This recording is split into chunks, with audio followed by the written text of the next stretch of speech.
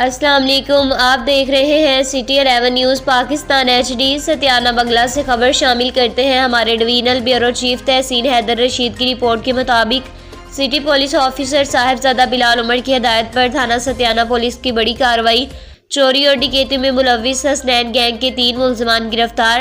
SHO تھانہ ستیانہ نے اپنی ٹیم احسان اکرم کے ہمراہ کارروائی کرتے ہوئے چوری اور ڈکیتی کے ملزمان کو گرفتار کر لیا۔ گرفتار ملزمان سے نقدی 2 پسٹل 6 عدد موٹر سائیکل برآمد۔ احسان اکرم نے اپنی ٹیم کے ہمراہ دن رات کی انتھک محنت کے بعد حسنین ڈکیت گینگ کے 3 کس کارندے گرفتار کر لیے۔ گرفتار ملزمان سے 12 لاکھ روپے کا چوری شدہ مال مسروقہ اور نقدی برآمد۔ تھانہ ستیانہ پولیس نے گرفتار ملزمان کے خلاف مزید قانونی کارروائی کا آغاز کر دیا۔ گرفتار ملزمان کو قرار واقعی سزا دلوائی جائے گی۔ CPO صاحبزادہ بلال۔ مزید خبروں کے لیے دیکھتے رہیں سٹی 11 نیوز پاکستان HD۔